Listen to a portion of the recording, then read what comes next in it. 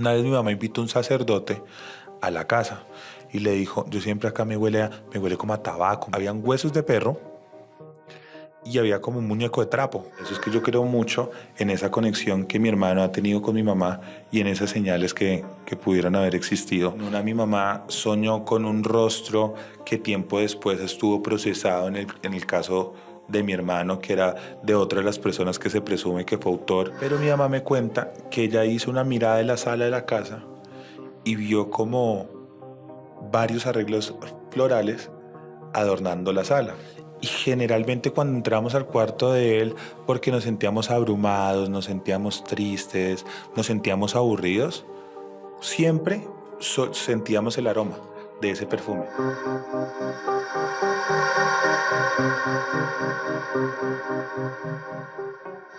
Y estamos acá en Historias Paranormales con Esteban Cruz, con un invitado muy especial. Ha pasado de todo para hacer esta entrevista, quiero decirlo. O sea, tuve que subirme en una moto, es real, atravesé media ciudad de una manera muy rápida. Saludo a Jason, que nos ayudó en la moto. Y estoy con alguien que hace mucho quería entrevistar, Jorge Colmenares. Jorge, gracias por estar en Historias Paranormales. No, Esteban, muy feliz de estar acá, muy feliz de compartir con todos ustedes y pues bueno, ya aquí estamos, ya aquí empezamos, entonces vamos a darle a esto. Jorge, empecemos a hablar un poco de ti. Quisiera hablar más de ti, de tu vida, que es lo que me interesa antes de que hablemos de los temas del podcast.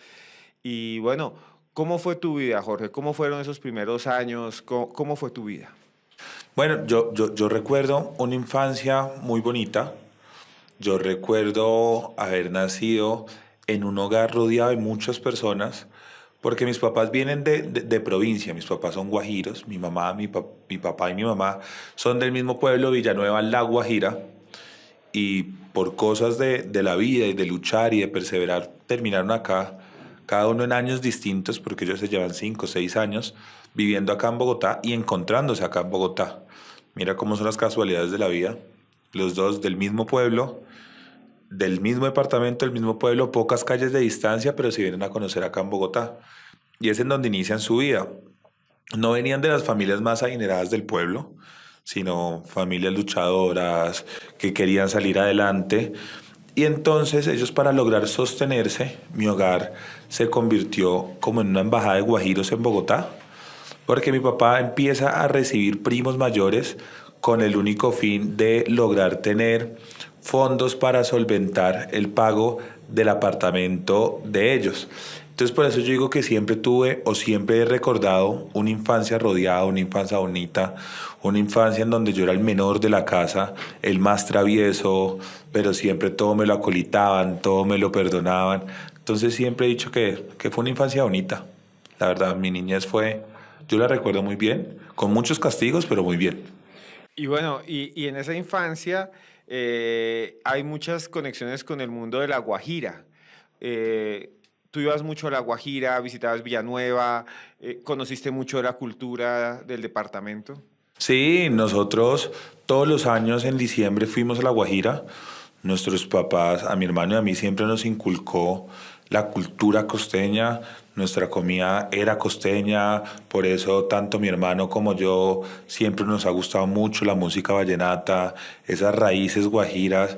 A veces hemos también tomado algunas costumbres erróneas que tiene el departamento, como la cultura machista, la cultura fuerte, que hemos, pues en este caso yo he intentado moderar y he intentado enrolarme un poquito en eso, coger una cosa de la cultura costeña más de donde yo nací, yo soy de acá de Bogotá. Entonces siempre hemos tenido ese acercamiento con nuestro departamento, es un departamento que yo quiero con todo mi corazón y allá está toda mi familia. Sinceramente acá solamente estábamos mi hermano, mi papá, mi mamá y yo, porque mis primos terminan sus estudios y se devuelven a su departamento a trabajar. Entonces siempre hemos ido en diciembre, no hay diciembre que yo no esté en La Guajira. Y había una relación con las abuelas, que siempre es muy importante esa relación en toda familia. ¿Tú tuviste esa relación? Claro, con mi abuela paterna no. Mi papá pierde a su mamá cuando tenía 9, 10 años, muy pequeño mi papá, queda huérfano de madre, pero con mi abuela materna sí es distinto, porque yo por el lado de mi mamá sí tengo mis dos abuelos vivos, tanto mi abuela como mi abuelo los tengo vivos, Entonces sí hemos tenido un acercamiento muy grande. Es más, mira cómo son las curiosidades de la vida. Mi abuelo nace un 23 de mayo y mi hermano también nació un 23 de mayo. Entonces siempre hemos tenido ese acercamiento muy grande hacia la familia de mi mamá y hacia mis abuelos que pues afortunadamente todavía los tengo vivos. Y en esa cultura de La Guajira, las abuelas cuentan historias. Nosotros somos un podcast que exploramos muchas historias y leyendas. ¿Te contaron historias, cosas, historias de La Guajira? Claro, pero mira que en ese sentido, pues yo no lo viví tan así. Es más, a mí me pareció muy curioso porque cuando sale la serie de mi hermano en Netflix, intentan mostrar a una familia con lo que mismo que tú estás mencionando, con esa ideología rezandera, con esa ideología de mística que existía. Pero mi familia no era así, mi familia es una familia católica completamente. Todos somos creyentes de Dios, de la Virgen, pero no somos una familia rezandera, aunque eso no quiere decir que eso no exista en La Guajira. Claro que existe, pero más hacia el norte de La Guajira. Nosotros somos más del sur de La Guajira. Es más, estamos más pegados al Cesar que a La Guajira. Por eso siempre hemos mencionado que no es que no sepamos que eso existe en el departamento, pero pues mi familia no se ve involucrada en nada de rezanderos, de esa cultura. Es más, yo recuerdo chiquito que fue un momento muy curioso que a mí me pareció, y fue cuando a nosotros, a mi hermano y a mí nos da asma. Chiquitos empezamos a sufrir de asma y fue la única vez que yo vi algo curioso en La Guajira, y es que nos llevaron a donde un señor que nos dio como un collar de palito, y entonces teníamos que utilizar ese collar de palito para luchar contra el asma. Entonces yo decía, pero entonces, ¿cómo así? Yo tenía 7, 8 años. Yo en mi mente decía, no existen medicamentos, no existen médicos, no existe otra cosa, sino el Señor que a uno le coloque el collar para poder curar el asma. Pero fue el único acercamiento que yo tuve como con las creencias de pueblo. De resto, sino ni mi familia tampoco ha sido una familia así rezandera o de santerismo o cosas así, ¿no? Y eso lo utilizó más que todo, y sería bueno aclararlo, lo utilizaron sobre todo los que hicieron esta serie, ¿no? Como un argumento. Claro, pero más que como un argumento, y fue porque sí sucedió así. Mi mamá cuando mi hermano muere, ella tiene un sueño, porque nosotros siempre hemos dicho que la conexión que mi hermano junto con mi mamá tenía era una conexión diferente, porque pues uno siempre nace de la madre, ¿no?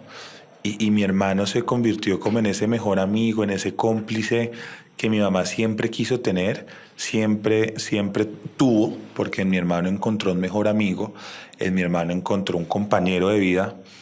Y por eso es que yo le creo mucho cuando mi mamá una vez le dijo al fiscal que en ese momento llevaba el proceso de mi hermano, Antonio Luis, anoche soñé con Luis Andrés y dijo que la prueba la tiene en el cuerpo, que es necesario que revisen el cuerpo de él, que vuelvan a revisar el cuerpo de él. Ahí Antonio Luis decide hacerle una necropsia a mi hermano y es donde se determina que el rostro, el cráneo de mi hermano tenían más de 7 heridas en distintas direcciones. Entonces, esta productora toma ese sueño de mi mamá y a veces nosotros lo sentimos un poco en tono burlesco y lo convierten como si fuera, como si mi familia viviera de esos temas de santerismo y de cosas como esas, sin entender más bien la conexión que tenía una mamá con el hijo, ¿me entiendes? Porque yo creo que, y muchas personas creemos que nosotros salimos de este plano a otro, cada uno en sus culturas tiene algún pensamiento distinto, pero en muchos casos se cree que uno va a algo. En el caso nuestro, que somos católicos, pues vamos a ir a donde Dios y a encontrarnos con los seres que perdimos, tal. Pero siempre hemos creído que existe una conexión con un algo. Y por eso es que yo creo mucho en esa conexión que mi hermano ha tenido con mi mamá y en esas señales que pudieran haber existido para que sucediera todo lo que sucedió después, que fue encontrar que el rostro de mi hermano sí tenía las heridas que tuvo. Y eso es bastante interesante. Volvamos otra vez a ese punto. Su mamá le dice al fiscal que tuvo este sueño. ¿Ella le había contado algo antes a usted? ¿Le había dicho, mira, tuve este sueño, me parece extraño? ¿O había sentido algo diferente a lo que se ha hablado tanto en las series, algo distinto a lo que conocemos? Es que cuando uno tiene estas pérdidas, es que uno se da cuenta que sí existen conexiones con con los seres queridos que uno amó. Y no solamente, yo con mi mamá lo hablamos tiempo después. Por ejemplo, una vez nos sucedió algo y fue que yo me sentía muy triste, me sentía abrumado, me sentía ahogado porque yo cuando inicia el proceso de mi hermano empiezo a vivir una etapa de soledad, de depresión, mis papás concentrados en el proceso, en otra etapa de la vida distinta. Yo me encuentro solo, pero tampoco le podía demostrar debilidad a mis papás. Y eso que tenía muchísima rabia, mis papás llegan, mi mamá me dice, Jorge, ¿qué tienes? Yo no le quiero contar lo que me está pasando. En ese momento me encierro en mi cuarto y de un momento a otro se me prende el televisor. Mi hermano siempre fue mi apoyo, siempre fue la persona que me aconsejó, que me guiaba hacia coger un mejor caminar. Y yo, bueno, ¿y esto por qué se me prendió? El caso fue que yo desconecto el televisor porque yo decía, algo debe estar pasando, creo que estaba lloviendo, no me acuerdo muy bien, y vuelve y se prende el televisor estando desconectado. Yo salgo corriendo a decirle a mi mamá, mamá, mira lo que me está sucediendo. Mi mamá entra al cuarto, vuelve a apagar el televisor, se da cuenta que está desconectado y por tercera vez vuelve y se prende.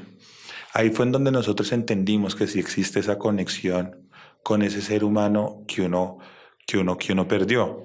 De pronto no son palabras, de pronto literalmente no son apariciones, pero sí son señales en donde dice, oiga, no está solo. En ese momento yo me sentía solo, me sentía aburrido, me sentía triste y fue como una señal de decirme, acá sigo, acá todavía estoy con ustedes. Pues así lo veo yo ya 14 años después de que sucedió eso. ¿Y has sentido eso en otra oportunidad? Mira que ya no, ya yo creo que también fue algo que nosotros, hay muchas personas que en redes sociales nos critican y nos juzgan y nos dicen, ya suelten a su ser querido, ya déjenlo descansar en paz, ya libérenlo. Y yo sé que a mi hermano ya lo soltamos, ¿sabes? Porque ya no hemos vuelto a tener esas sensaciones de que uno tiene alguna presencia, de que él está con uno, de que está acá. No, sino que uno ya sabe que está descansando, que está en el plano en el que esté, pero que está descansando. Porque pues ya uno no ha vuelto a sentir como esos impulsos que en su momento se sintieron. Ya no, es más, yo ya no recuerdo, creo que fue en enero la última vez que soñé con él, cuando venía de épocas en donde a diario uno soñaba con el ser querido de uno, pero ya eso se fue disminuyendo completamente.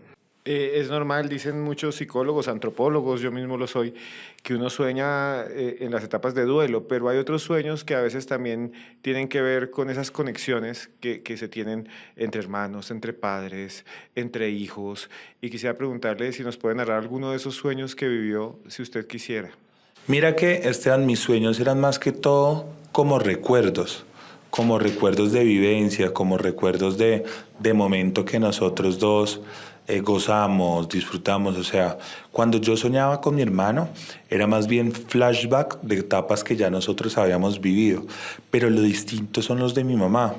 Porque los de mi mamá sí eran más que todo sugerencias como estas que te estoy diciendo, revisa mi cuerpo, o en una mi mamá soñó con un rostro que tiempo después estuvo procesado en el caso de mi hermano, que era de otra de las personas que se presume que fue autor en la noche en que mi hermano perdió la vida, el único hombre que estuvo procesado ahí. Entonces fueron como esas cosas que mi mamá sí a más, como con mayor conexión tuvo más, es que no quiero decir visiones porque para mí eso no son visiones, pero sí son como en sus sueños más imágenes que le iban llevando o que le iban guiando hacia todo lo que se convirtió el caso de mi hermano.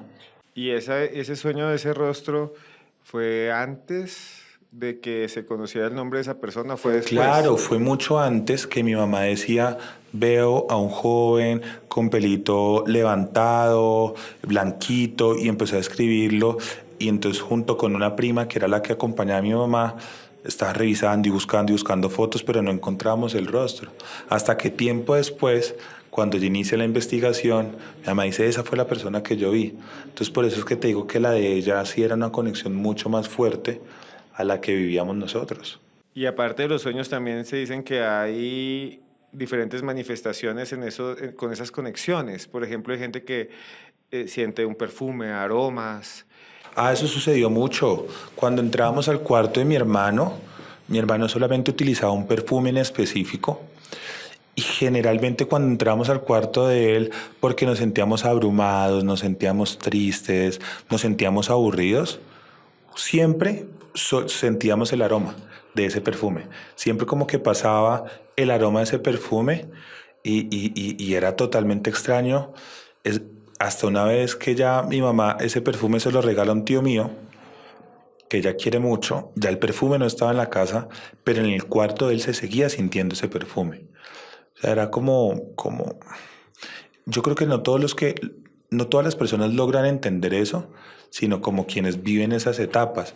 Pero para muchos puede ser algo de a uno asustarse, de tener miedo, de uno decir, uy, ¿de dónde me están hablando? ¿O será que se me van a aparecer? ¿O qué? Para uno era tranquilidad, porque era sentir el aroma de ese ser querido que tú siempre has querido, que tú amas, y sentirlo. Nos pasó mucho con el perfume de él, en el cuarto de él en específico. O a veces en la sala se sentía el aroma de él también, cuando estábamos más que todo en esos momentos de angustia, de mayor tensión que tenía el proceso de mi hermano. Y también se dice que en esos momentos de angustia es donde más aparecen esas conexiones, ¿no? Que es cuando más estás, por ejemplo, estresado, cuando hay algo que es un problema, ¿no? Cuando te enfrentas a situaciones que a veces no puedes abarcar y te sientes abrumado. Y no solo son aromas, a veces también, como dijimos, sueños, también otras cosas más. ¿Vivieron algo más en esos momentos? Que yo recuerde, más que todo era temas de aromas o... Ah, por ejemplo, una vez con mi mamá íbamos caminando de la tienda hacia la casa y estábamos hablando de un problema que giraba en torno, generalmente los problemas que teníamos en esos momentos giraban en torno al proceso de mi hermano. Y en la calle las luces de las farolas altas se apagaron, pero solamente quedó prendida en donde estábamos mi mamá y yo hablando. Entonces, de pronto no, de pronto son también casualidades que uno no entiende si son casualidades o no, pero como en ese momento todo gira en torno a un discurso que uno está teniendo, una conversación sobre un ser querido o sobre cualquier otra cosa, pues uno lo intenta enrocar hacia ese lado. Pues en ese momento lo intentamos hilar hacia ese lado, pero puede que haya sido así o puede que haya sido una falla en el servicio de electricidad y solamente haya quedado prendido justo ese bombillo en donde estábamos nosotros, pero son cosas que suceden que en esas etapas de duelo es que uno intenta todo enrutarlo hacia el ser querido que uno está perdiendo. Entonces uno no sabe si sí o si no. Jorge, también quería preguntarte algo. Se dice también que muchas personas, antes de que sucedan cosas tan terribles como las que ustedes vivieron, también sienten que algo va a suceder, como si la vida te estuviera preparando, como uno siente algo va a pasar. También se ha hecho mucho, y en otros videopodcasts también lo has hablado, que a veces se sentía como que algo estaba mal, como que la situación que iba a suceder ese día estaba mal, como que algo no estaba Claro, bien. pero no lo sentíamos nosotros. Pasó algo muy curioso que tiempo después lo hablé con mi mamá y era como si mi hermano supiera que ya no iba a estar sin saber que ya no iba a estar. Porque un fin de semana antes de que mi hermano, de que a mi hermano y sucede todo lo que pasó, todo lo que se convirtió el caso de mi hermano, él decía, le dijo a mi mamá, yo no estaba ahí, me lo contó mi mamá, yo estaba sacando el carro, le dijo, mami, esta casa me huele como arreglos florales de velorio, como a esos anillos que le regalan a las familias cuando pierden un ser querido. Y mamá le dijo, ay no, Luis, no digas eso, Dios mío, no, persígnate tal. Pero mi mamá me cuenta que ella hizo una mirada de la sala de la casa y vio como varios arreglos florales adornando la sala, después de que mi hermano dice ese comentario. O sea, mi hermano dice que huele a arreglos florales, mi mamá dice, no, no digas eso, pero como que abre los ojos y mira la sala y en su imaginario está viendo arreglos florales. Esa es la primera que nosotros decimos, ¿qué cosas? Porque mi mamá después me dice a mí, Jorge, y fueron todos los arreglos florales que vimos que nos enviaron a la casa cuando tu hermano muere. Entonces nosotros quedábamos como, él no sabía, pero al mismo tiempo, sin darse cuenta, su subconsciente pues se estaba despidiendo, o no sé, porque no logro decirte qué es lo que está sucediendo en ese momento. También nos sucedió que la noche antes de salir, mi hermano me dice, Mi hermano nunca se despedía así de mí, siempre fue muy amoroso, pero a mí me dice, te amo, gordo. No se te olvide que cuando yo no estoy en la casa, ni mi papá está en la casa, tú eres el hombre de la casa. Y por eso siempre te tienes que encargar de velar por mi mamá. Como diciéndome, ojo, que en algún momento vamos a faltar, pero tu misión será proteger a mi mamá. Entonces después es que nosotros empezamos a decir, pues mira estas cosas o cómo se despiden las personas sin uno saber que se van a despedir, ¿no? Porque una cosa es que un fin de semana antes haya sentido ese aroma de entierro y después en la noche donde sucede lo de mi hermano se haya despedido de mí de esa manera, pues para mí no es casualidad, sino que sí siento que las personas que van a fallecer se despiden sin entenderlo. ¿Y había otros, semanas atrás pasaron algunas otras cosas o solamente eso? No, pues que tenga que ver como con que él se despidiera, ¿no? Para mí ese día, el día en que mi hermano se despide de mí y no lo vuelvo a ver, fue un día maravilloso. Y siempre le he dicho que fue un día en donde nosotros compartimos como nunca. Desde la mañana estábamos cantando, estábamos bailando, riéndonos. Me pidió que lo acompañara a buscar ropa, cosa que nunca me había pedido que yo lo aconsejara. Quería que yo estuviera al lado de él. Me regañó porque me dijo que yo tenía que tener presente en dónde quedaban los tacos de la casa, en dónde quedaban cada una de las cosas importantes, que no podía ser él el único que supiera en dónde está eso, sino que yo también me tenía que mentalizar en saber dónde están esas cosas. O sea, como que me estaba guiando y me estaba dejando como la ruta de ahí en adelante. Mi hermano fue la persona que me dijo que estudiara Derecho, mi hermano fue la persona que me dijo que también estudiara en la Universidad del Rosario. O sea, por así decirte, siempre estuvo como guiándome o enrutándome o dejándome las cosas claras antes de que falleciera. Y lo que viviste, de alguna manera, en ese momento era algo que no sabías que iba a pasar. O sea, había algo que estaba sucediendo, pero tú también tenías una relación muy fuerte con tu hermano antes. Claro, es que yo siempre lo he dicho y mi hermano para mí era mi mejor amigo, era mi consejero, era casi un papá. Para mí mi hermano era la persona por la que era el ejemplo de hombre que yo quería ser cuando fuera grande. Para mí esa era la visión que yo tenía. Yo quiero llegar a ser como él, sin darme cuenta que él en verdad era un niño. Porque si nosotros en estos momentos nos ponemos a pensar, mi hermano muere con 20 años.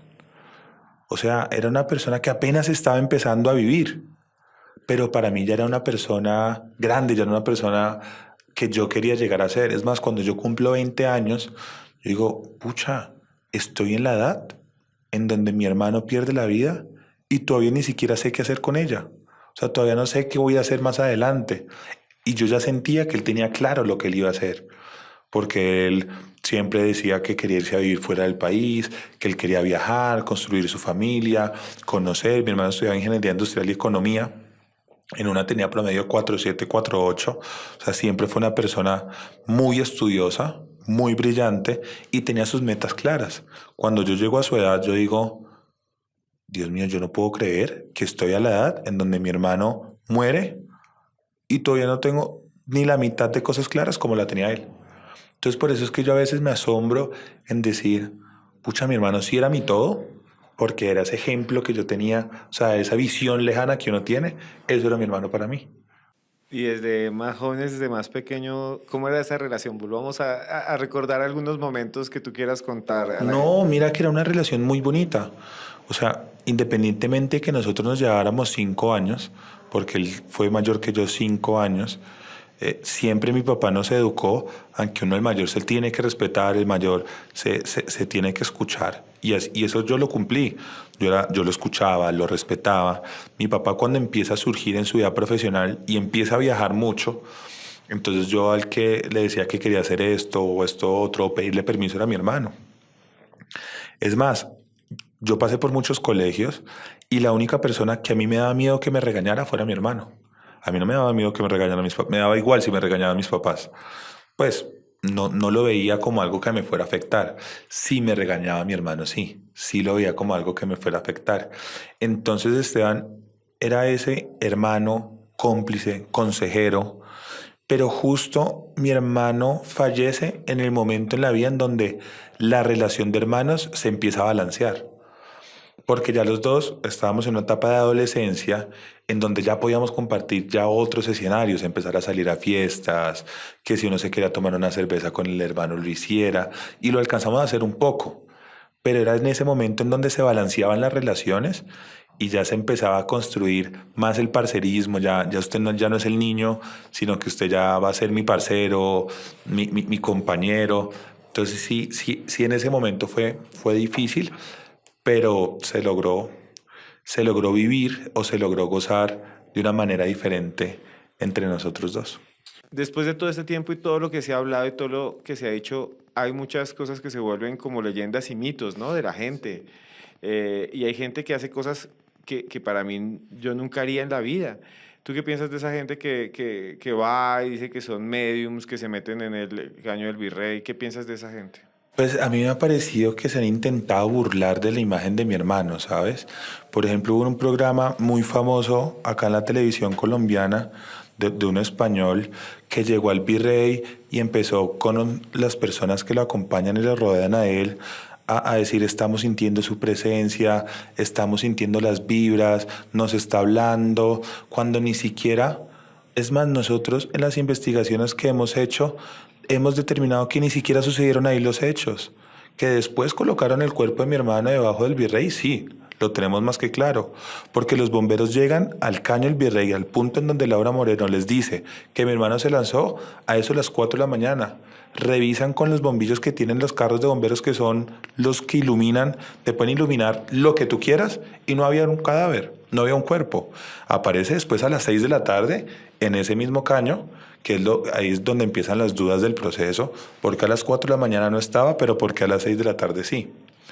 Entonces, ¿cómo ellos van a decir, sentimos presencia, sentimos que algo está acá, que lo estamos viendo, que lo estamos sintiendo, si ni siquiera las investigaciones han determinado de que eso haya sucedido ahí? Sí, hay una placa en honor a mi hermano que colocaron en el Virrey, ciudadanos, como una imagen de decir, ojo que casos como el de él pueden seguir sucediendo en esta ciudad. Pero eso no quiere decir que haya pasado ahí. O por ejemplo, hace como 3 semanas estaba viendo yo TikTok y me salió un señor que decía caso Colmenares. Entonces me quedé viéndolo porque pues sé que iban a hablar de mi familia. Y entonces el señor está sentado y entonces empieza a decir como ya está entrando en mi cuerpo, ya está entrando en mi cuerpo, ya está entrando en mi cuerpo, ya entró y empieza a hablar como hola, soy Luis. Y uno dice como, ¿será que estas personas se ponen o se imaginan que un familiar puede ver esto? ¿Será que este señor se logra imaginar que está jugando con el dolor de una familia? Y yo digo como, es que para mí uno no sabe a veces qué creer, ¿sabes? Pero sé que mi hermana no se va a parecer en un señor, es más, ni siquiera sé dónde era, no era ni siquiera colombiano, hablar por TikTok. Pues creo que tantas maneras que él tiene para comunicarse, primero se comunicaría con la familia, ¿no? Y no buscando una red social. Y en TikTok aparecen y aparecen, o en las redes sociales aparecen personas que hablan de esto. Ahorita en un mes, en octubre, desde el 1 de octubre, van a aparecer videos de que se está contactando este lado, este lado, este lado, este lado, este lado, o programas de televisión que para mí me hacen pensar en que no piensan en el dolor que podemos tener los familiares, o que no piensan en que uno puede sentir o que no piensan que no le puede doler que hablen de un ser querido, en donde nosotros llevamos luchando 14 años por mantener una imagen de él, para que lleguen a... Es como payasear la lucha que uno ha tenido, o payasear la imagen del familiar de uno. Deben existir profesionales en eso, me imagino que sí, pero pues también no tratarlo como si fuera algo por lo cual uno se tiene que reír o simplemente buscar visualizaciones haciendo voces falsas, no creo que sea la manera correcta. Hay muchas personas que empiezan a crear unas historias absurdas, pienso yo. Y que quisiera preguntarle qué piensa de eso, porque hay mucha gente que dice que fue un problema porque salen a bailar en Halloween, que porque se disfrazan de demonios, que, o sea, hay gente que toma este caso como si fuera también un poco algo moral, como, y quisiera saber qué piensa usted de eso, porque salen en TikTok diciendo fue porque estaba el demonio o cosas Claro. así. También eso lo tomaron de que mi mamá en algún momento, como mi mamá es muy católica, ella dijo, yo no quería que mi hijo se vistiera de diablo, pero es porque en la religión, y más que todo ella lo dice, porque en mi grupo de oración, ¿qué iban a decir de mí? Ahí va el qué dicen de mí, porque mi hijo se vista de diablo. Que mi hermano le dijo, mamá, pero hoy estoy de diablo, mañana me quito los cuernos y parezco un cirquero y puedo jugar con este disfraz e inventarse más disfraces. Por eso es que nace el tema de se disfrazó de diablo, porque malinterpretan lo que una mamá simplemente está diciendo y es, oiga, a mí en mi religión no me gusta que mi hijo tenga imágenes alusivas al diablo. Y te soy sincero, yo tampoco voy a querer que un hijo mío se vista de diablo, ¿me entiendes? Pero no es que justo porque él se vistió de diablo lo quisieron, no, también es la interpretación que se le da a los hechos. Lo único que nosotros damos como mensaje es, dense cuenta que en la rumba, en los jóvenes y en los niños pueden suceder estas cosas. Si uno no está pendiente, si uno no sabe quién está rodeando al hijo de uno, al ser querido de uno, pueden suceder estas cosas. Porque tristemente el único que conocía el círculo cercano de mi hermano era yo. No era mi mamá, no era mi papá, era yo. Porque claro, como mi hermano siempre fue el top, el brillante, entonces suponían que las personas que le iban a rodear a él iban a ser iguales y tristemente no fue así. Entonces la alarma más que todo, y esa es la invitación que les doy, no que piensen en la noche de Halloween, porque puede ser noche de Halloween, puede ser 24 de diciembre, puede ser 31 de diciembre, puede ser fechas en donde las fiestas se incrementan, una noche de velitas, que el equipo de uno ganó en la ciudad de uno, también van a haber esos peligros. También va a existir esa rumba pesada que yo estoy llamando. Y más que todo al cuidado de la rumba pesada antes de cogerlo como por fechas, porque sea 31. Y hablemos un poquitico de lo que ha salido últimamente en medios. El caso se está reactivando nuevamente. ¿Ustedes qué piensan? Mira que nosotros salimos tan decepcionados de esa audiencia en la Corte Suprema de Justicia. ¿Por qué? Primero, en estos momentos nos encontramos en el recurso de casación, que es un recurso extraordinario que el sistema colombiano tiene, que solo en algunos casos la Corte, como nuestro órgano máximo, decide tomar una decisión. Y en el caso de mi hermano, dice, sí, cumplen los requisitos, quiero escucharlos para tomar una decisión. Pero solamente cada una de las partes tiene 10 minutos para explicar un proceso de 14 años. ¿Sí me entiendes? Solo tenían 10 minutos para contar el por qué se había tomado una decisión errónea. Habló la Procuraduría, explicó que el rostro de mi hermano tenía alrededor de 7 o más de 7 fracturas en distintas direcciones. Mi hermano tiene una frontal, debajo del mentón, en la boca, en los ojos, acá en la otra parte de la boca, distintas direcciones que no muestran que una persona salga corriendo y se pegue con un muro. Y además también explicaban científicamente que para que mi hermano por el choque quede muerto, tenía que ser más rápido que Usain Bolt. O sea, mi hermano tenía que haber superado un récord mundial para lograr un choque de esa magnitud. Y además en estado de licoramiento, porque se sabe que mi hermano estaba en estado de licoramiento. Habló la defensa, pues nada extraño a que, según ellos, todos los científicos o todos los doctores o todos los estudiosos forenses colombianos no sirven, sino que simplemente sirven los que ellos traigan fuera del país. Pero los colombianos no tenemos el conocimiento ni las herramientas para poder demostrar cómo se hizo un crimen o no, sino que prácticamente sus científicos, que nunca tocan el cuerpo de mi hermano, sino a partir de fotos, sí se puede determinar que había sido un accidente. Pero lo que más me dolió fue escuchar a una fiscalía que luego de un trabajo que llevaba una fiscalía 14 años, diga en sus 10 minutos, primero que sí existe un homicidio, que a mi hermano lo asesinaron, que las heridas concuerdan, pero que no hay culpables. Como quien dice, a él lo mataron, como ya lo dijo una vez el tribunal, a él lo mataron, pero no hay autor sobre el delito. Y lo que como familia más miedo nos da es que eso sea lo que vaya a quedar, que existe un homicidio, pero que no existe ningún culpable.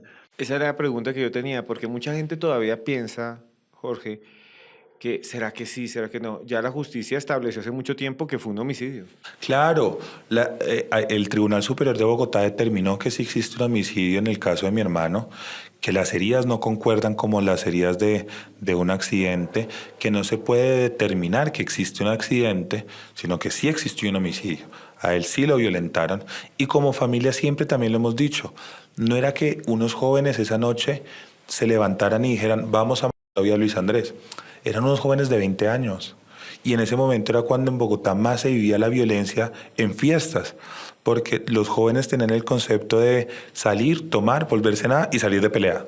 Casi todas las noches había pelea en la rumba bogotana en ese entonces. De pronto ahorita también, pero no a esa magnitud. Entonces, ¿qué es? Que a mi hermano le buscan una pelea y en el medio de esa pelea a alguien se le ocurrió la grandiosa idea de coger una botella y reventársela a mi hermano en la cabeza. Eso es lo que científicamente se logra determinar. Por eso te digo, siempre le hemos dicho, no era que esa noche buscaran asesinar a mi hermano. Lo que como familia nosotros siempre hemos reclamado es, ¿por qué si sabían que eso sucedió así, desde un inicio no lo contaron? Sino que intentaron tapar una mentira con otra, con otra, con otra. Y esa es la indignación que a uno le da. Entonces, ya se determinó que existió un homicidio, pero lo que tristemente, que no queremos que vaya a suceder, pero que existe una gran posibilidad que vaya a pasar, es que quede como un homicidio sin autor. ¿Qué es lo que puede pasar en ese momento? Porque el tiempo sigue pasando. ¿Qué le diría usted a esa persona que seguramente existe y está ahí? Porque el homicidio está determinado, el homicida debe estar allí. Si está vivo, debe estar allí. ¿Qué le diría a esa persona? Pues primero que piensen en el dolor. Yo siempre he puesto sobre todo el dolor de una madre. Yo creo que después de esto que le sucedió a mi hermano, yo a veces me he puesto en consideración de aquellas mamás que, por ejemplo, tienen a sus hijos desaparecidos por años, que yo digo, bueno, mi mamá independientemente tuvo la fortuna o el infortunio de que encontró a su hijo muerto, pero lo encontró. Ahora pongámonos a pensar en esas mamás que no tienen ni idea en dónde están sus hijos, que se acercan a estas personas que a veces se burlan del dolor y que les dicen, no, su hijo está en tal punto, o su hijo me está hablando, simplemente por quererse lucrar. Pero por lo menos nosotros tuvimos esa fortuna de que logramos encontrar a mi hermano. Pero que piensen en ese dolor de madre. Es que también está claro que muchos han pasado 14 años. Lograron graduarse de la universidad, lograron tener vida, lograron viajar, conocer el mundo, tener familia, casarse. Mi hermano tenía esos mismos derechos y no los tuvo. Y las personas me cayeron encima cuando a mí me llegó, no todos, porque la verdad yo siempre he sentido más solidaridad que descontento.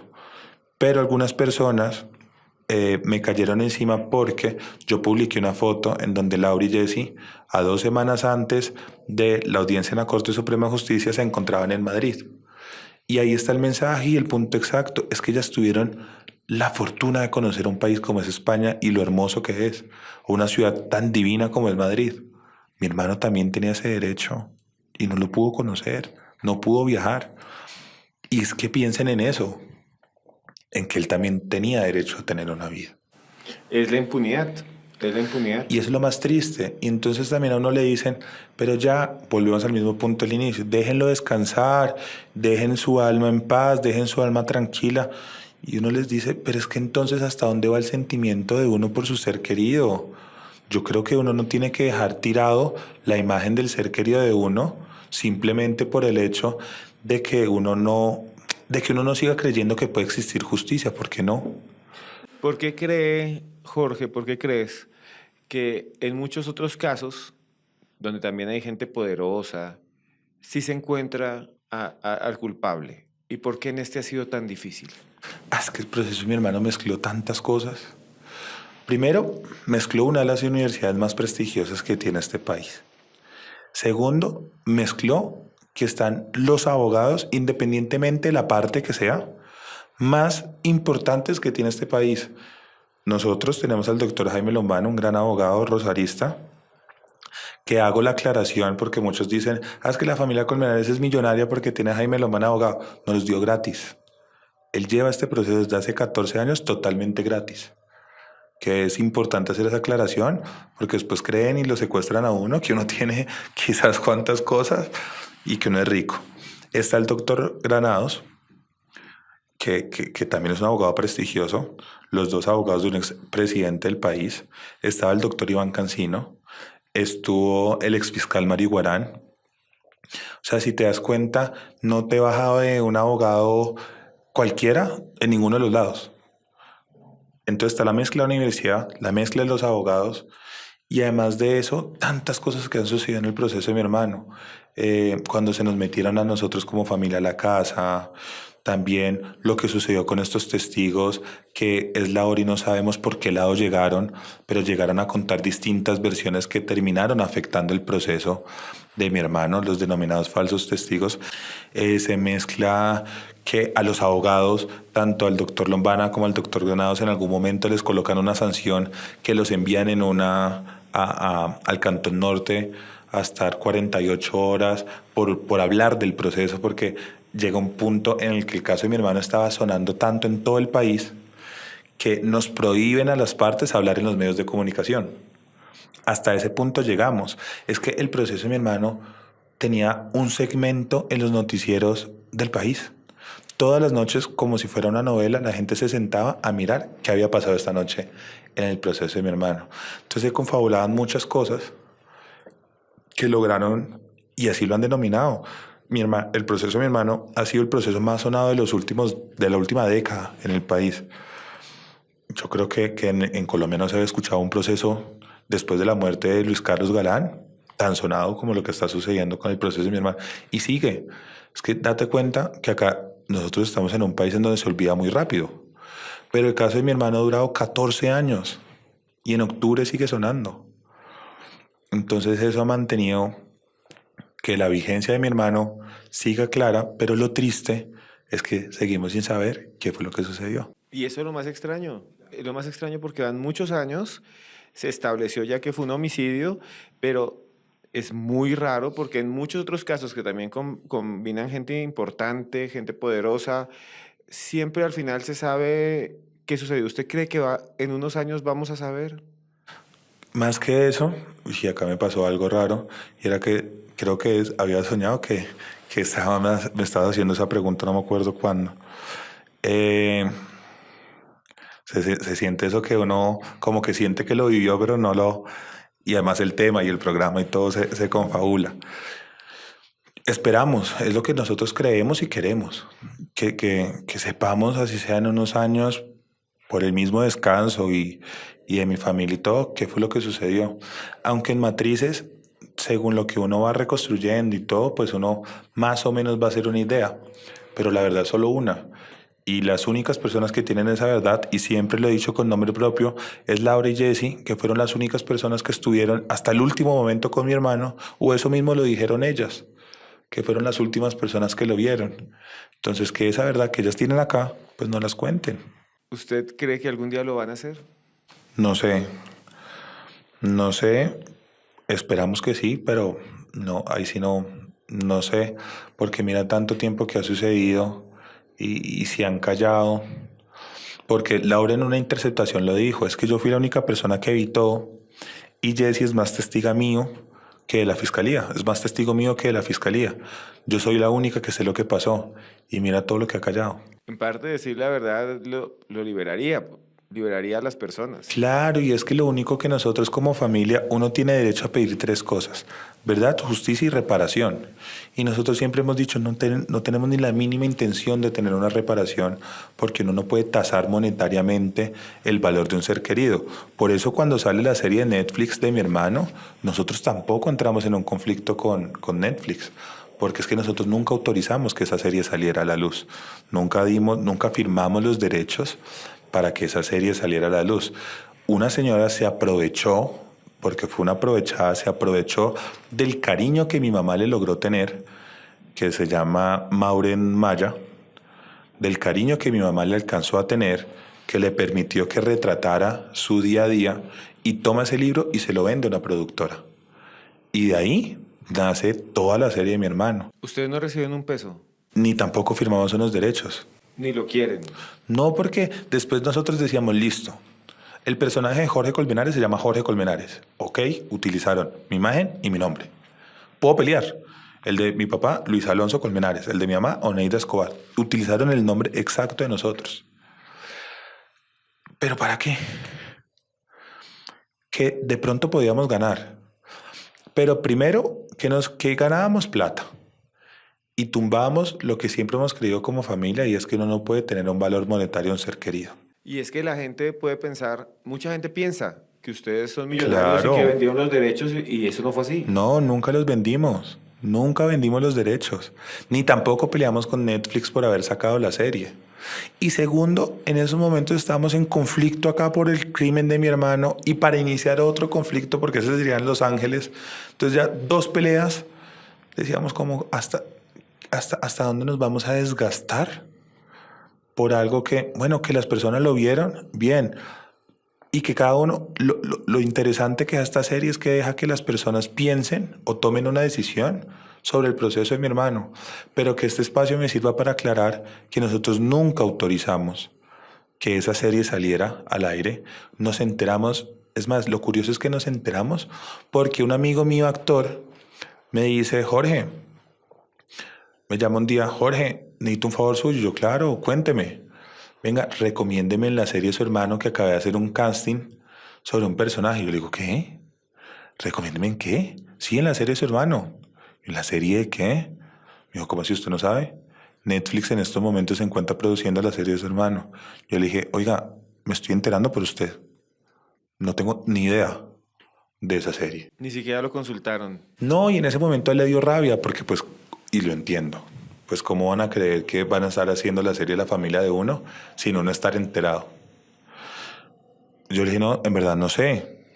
Pasó un año y salieron los primeros cortos. Yo dije, o sea que sí se van con esto.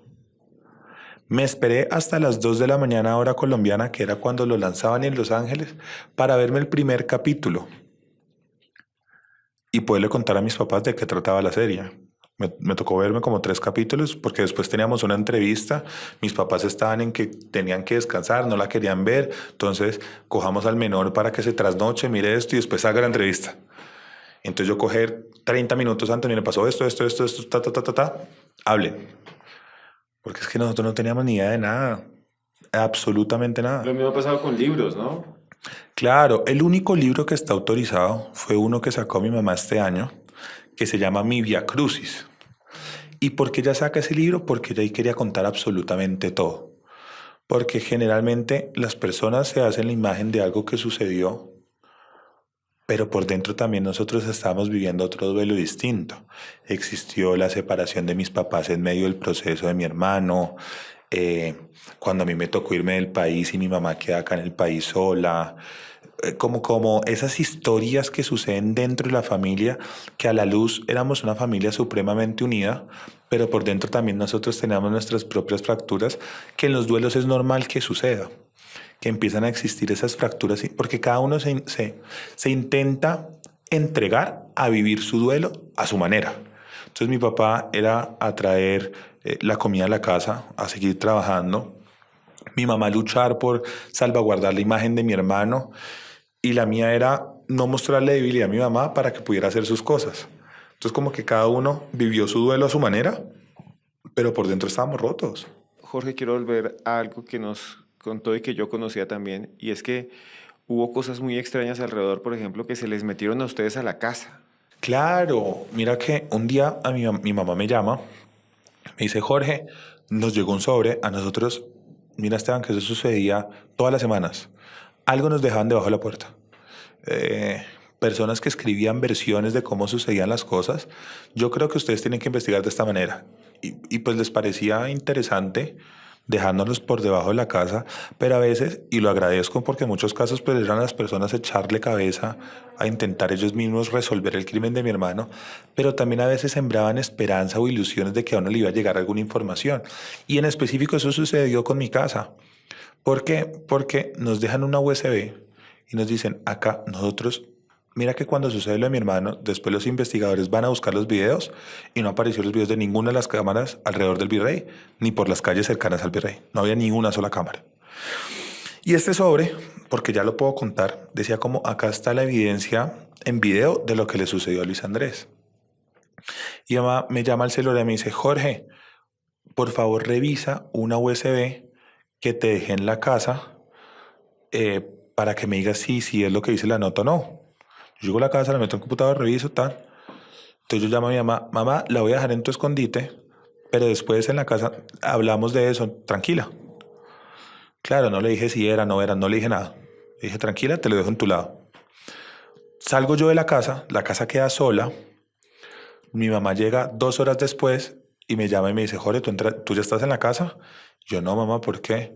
No, porque acá hay unas pisadas. Y yo, mamá, salte ya de ahí y busca el celador. Busca el celador y efectivamente la casa olía por todo lado a marihuana. Habían unas pisadas. Sube al segundo piso y está toda la casa vuelta a nada. Pero lo más curioso es que las joyas de mi mamá, mi computador, mis cosas de valor y las de mi papá no las dejan regadas en la cama. Estaban las llaves del carro puestas en una mesa. Era solamente coger las llaves, prender el carro, abrir el portón y sacarla. Seguía el carro, seguían las llaves, nuestra ropa. Entonces, uno que infiere ahí. Primero, que nos tenían interceptados. Y segundo, que solamente estaban intentando buscar una USB que en realidad tenían 3 documentos de Word en donde nos contaban otra versión distinta de cómo resolver el caso de mi hermano. Entonces eran de las cosas que uno decía pucha, o sea, somos víctimas por todo lado. Pero ¿quién los tenía interceptados? Pues Era los gente únicos, muy poderosa. claro, los únicos interesados que querían saber el día a día de lo que sucedía con nosotros. Pero estamos hablando de que es algo de alguien muy poderoso, alguien que puede Que interceptar, tiene cómo, que tiene cómo, o sea, es increíble, o que sea, acá todo se puede resolver con dinero, ¿no? Tristemente, estamos en un país en donde la mayoría de cosas se pueden resolver con dinero. Y no le quedó difícil lograr interceptar nuestras comunicaciones. Mientras a nosotros nos tocaba solicitar, porque existieron interceptaciones de nuestro lado, pero porque la fiscalía se la solicitó a un juez y el juez determinó que sí se podía hacer una interceptación. A nosotros nos tenían libremente interceptados. Y a mí me toca irme fuera del país porque un día estoy en un restaurante bar de la zona rosa de Bogotá y se forma una pelea. Un amigo me empuja y cuando me empuja y yo me volteo a mirar a ver qué pasó, yo estaba de espaldas, lo veo en el suelo con una cortada en el abdomen. Claro, yo lo veo en el suelo y yo digo, uy, ¿qué pasó? Lo cargo con otro amigo, lo llevamos a la clínica, vamos con la policía a mirar qué fue lo que sucedió y nos damos cuenta que la persona iba con un cuchillo directamente a donde yo estaba de espaldas a apuñalarme a mí. Y mi amigo al darse cuenta de eso me empuja y recibe la cortada. Afortunadamente no fue muy penetrante, sino que fue una leve cortada. Pero mira las cosas que están sucediendo. Entonces, después la fiscalía nos dice, claro, pero es que ahí también toca ponerle lógica a la situación y es, ¿cómo es la única forma de callarlos a ustedes? ¿Cuál es el único dolor que les queda? Pues su otro hijo, porque no les queda a ustedes nada más. Y eso era lo que estaba sucediendo. La tensión que uno sentía en las audiencias era la energía, una carga que habían personas que lo miraban a uno y ahí uno sí escuchaba como gente hablando, como si, esto sí aprovechando tu programa, te lo puedo contar. Una vez mi mamá invitó a un sacerdote a la casa y le dijo, yo siempre acá me huele como a tabaco, me huele sí, como olor de tabaco, como que algo sucedió, no tenía tanta seguridad en mi casa. Y el padre, era un sacerdote, le dice como, había un árbol, y le dice como, escarbemos ahí. Y cuando escarban ahí, habían huesos de perro y había como un muñeco de trapo. No sé si era brujería o no sé qué era, porque yo la verdad de eso no sé mucho, más bien soy un poco cobarde. Pero mira las cosas que ya estaban sucediendo en la casa, ¿me entiendes? Y eso mismo se sentía en las audiencias. ¿quién llevó eso ahí? No tenemos ni idea. Es la hora que no En tenemos su ni propia idea. casa. O sea, Pero no estaba dentro de la casa, sino en un jardín que queda afuera de la casa. pero alguien tuvo Pero que... alguien tuvo que haber ingresado, hecho eso y dejado esos huesos de perro. Es más, yo nunca había conocido cómo eran los huesos de perro. Creo que los únicos huesos que yo conocía eran los del pollo, cuando uno lo come. Pero el perro nunca había visto huesos de perro. O sea, alguien llevó un perro muerto, lo colocó allí, con un Según lo que muñeco humano, según lo que decían, eran huesos de mascota. Pero uno para qué, con un uno, muñeco o algo había un así. muñeco de trapo, pero uno decía, pues para qué voy a denunciar o para qué voy a hablar, si lo que van a decir es que es una familia guajira, rezandera, o mira cómo se burlan de nosotros, o cómo lo hicieron en la serie. Entonces era como que a veces hay sapos que toca tragarse, pero lo importante es uno cuidarse. Y en eso era lo que nosotros estábamos como familia. Pero es asombroso que alguien llegue hasta allá, haga eso, y después llegue un sacerdote y bueno, les diga a ustedes, mire, aquí hay algo extraño. ¿Qué hicieron con esos objetos? La verdad, y la respuesta no es tan interesante como lo esperabas, yo me fui. Yo cuando me entero de eso, yo digo, mamá, te dejo con el sacerdote. Tú sabes que estas cosas como que yo prefiero evitarlas y me fui. No, no sé que el sacerdote se quedó ahí un buen tiempo con mi mamá, que no sé ni de qué hablaron, porque hasta hablarlo con ella me da miedo, me asusto. Pero solo supe que eso estuvo ahí y que eso existió y que todo nació por un olor a tabaco que mi mamá sintió en la casa. Como a humo de cigarrillo, sí, a tabaco que yo estaba sintiendo. Yo creo que en el fondo, ya estamos terminando, pero yo creo que en el fondo lo más importante de todo este caso, que nunca debe haber sucedido, estas cosas nunca deben haber sucedido, es que se conozca la verdad. Y yo creo que eso hace parte de todo lo que hemos hablado hoy, la verdad. En el fondo lo que yo creo que falta es la verdad. Sí, sí, y es lo único que nosotros hemos pedido, ¿no? Lo que nosotros hemos luchado ha sido por esclarecer el crimen de mi hermano.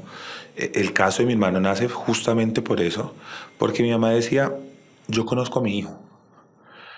Si a mí me hubieran dicho que Jorge, que soy yo, hubiera salido corriendo, se hubiera tomado unos tragos, si hubiera sucedido, hasta de pronto lo creo porque Jorge tiene una actitud más así, más hiperactiva, más de hacer. Y en ese momento yo era así, yo era una persona que no me interesaba qué iba a pasar a futuro, porque tenía a mi hermano ahí respaldándome. Ahí es donde nace el proceso de mi hermano, en una madre que quería luchar por esclarecer la imagen de su hijo, para que la gente no pensara que ni mi hermano se quería quitar la vida, que fue lo que en un momento se creyó, ni tampoco que él salía corriendo y se iba a accidentar así por accidentarse cuando tenía muchos sueños en adelante. Y eso es lo que queremos y eso es lo que seguimos nosotros buscando. La verdad. La verdad. Jorge, muchas gracias por estar en Historias Paranormales con Esteban Cruz. No, Esteban, espero que les haya gustado. Perdón por no entrar en tanto detalle en lo paranormal, pero en eso sí he sido un poco cobarde desde chiquito. Los respeto y los admiro por eso. Pero muchísimas gracias por la invitación, porque cada vez que uno se sienta a hablar de esto, para mí es la sanación. Liberar y sacar ese sentimiento. Porque acá sí podemos nosotros decir la verdad y no siguen burlándose de la imagen de un ser querido simplemente por lograr lucrarse de ellas. Y llegamos al final de este podcast, de este video podcast, y quería hacer una reflexión después de escuchar todo lo que nos ha dicho Jorge. Y es que la vida es muy corta, la vida es muy corta. La vida pasa muy rápido, la vida pasa de una forma veloz y tenemos que aprovecharla con las personas que hoy están con nosotros. No esperemos que las personas ya no estén, no esperemos que se vayan, que salgan de nuestra vida. No esperemos que tristemente nuestros familiares fallezcan para recordarlos. Jorge nos ha mostrado esa intensidad con la que ellos tenían una relación, o esa intensidad en la que ellos de alguna manera construyeron su hogar. Yo creo que a veces nosotros no valoramos eso. Vivimos con nuestro papá, vivimos con nuestra mamá, vivimos con nuestros hermanos y no les hablamos. Y solamente después, cuando ellos ya no están, entonces nos acordamos de lo que no hicimos. Y mi invitación para usted es esa. Busque esas personas que quiere. Busque esas personas que ama. Búsquelas. Usted puede simplemente saludar, decir qué siente, expresarles, así esté enojado, pero aproveche que están vivos. No espere, no espere, no espere más. No espere más, porque la vida se pasa muy rápido. Es lo que yo les quería decir. Solo eso. Después de esta entrevista, solo me queda eso por decir. A ustedes, estén donde estén, solo les deseamos, ustedes estén donde estén, solo les deseamos que estén bien. Me caí un momentico ahí porque me dio algo de sentimiento. Perdónenme, pero fue así. A ustedes, estén donde estén, solo les deseamos que estén bien, que vivan bien. Solo cosas buenas para usted. Porque yo, Esteban Cruz, aquí en este video podcast, yo le digo que yo a usted lo quiero mucho.